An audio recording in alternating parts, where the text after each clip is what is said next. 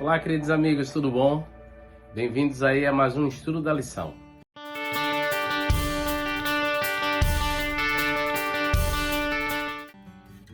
Meus amigos, só fazendo uma pequena correção, eu digo que só falta 3 lições para a gente encerrar. Na verdade, é 3 semanas de estudo da lição.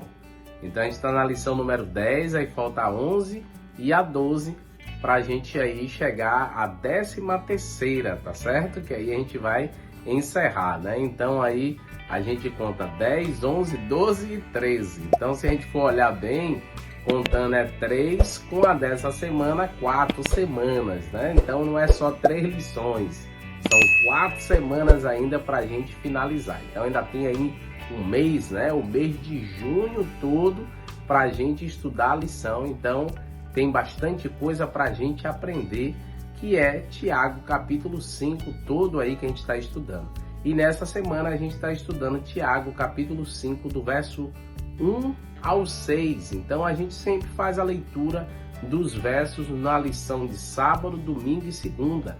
Ontem a gente leu o verso 1 e 2, hoje a gente vai ler o verso 3 e 4. Vamos lá fazer a leitura?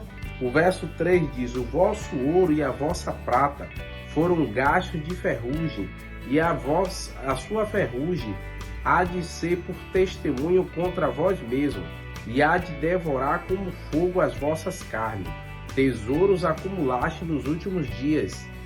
Eis que o salário dos vossos trabalhadores, que ceifaram os vossos campos, e que por vós fois retido, com fraudes está chamando, e os clamores dos ceifeiros penetraram até os ouvidos do Senhor dos Exércitos.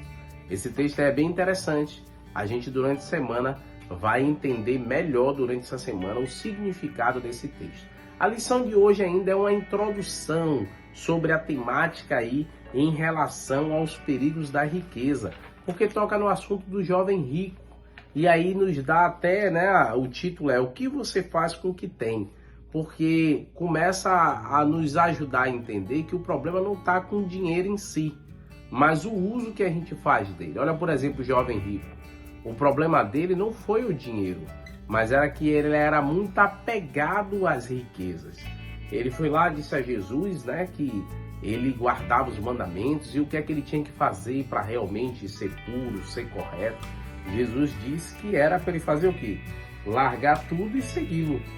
Então aí ele não quis fazer, porque o foco estava o quê? Na postura do coração. A lição até usa o termo, tem uma ênfase que diz assim: toda a ênfase negativa da Bíblia sobre a riqueza se concentra na maneira pela qual nos relacionamos com ela, com a riqueza. Então o problema não está com o dinheiro, mas a forma que a gente utiliza, né? Então até tem uma frase que brinca que diz assim: se o dinheiro não traz felicidade, me dê o seu e seja feliz. Porque o dinheiro, o problema, amigos, é a forma que a gente usa ele. Porque a raiz dele é que está o problema, porque se o dinheiro estiver na mão de uma pessoa que é piedosa, é bondosa, ela vai saber usar bem. Agora, tem muita gente que não sabe usar o dinheiro corretamente. Por isso que Tiago até fala, ó, o problema que Tiago dava ênfase, que tinha gente que usava para o mal, usava para matar, usava para destruir. Ele fazia fraudes com dinheiro.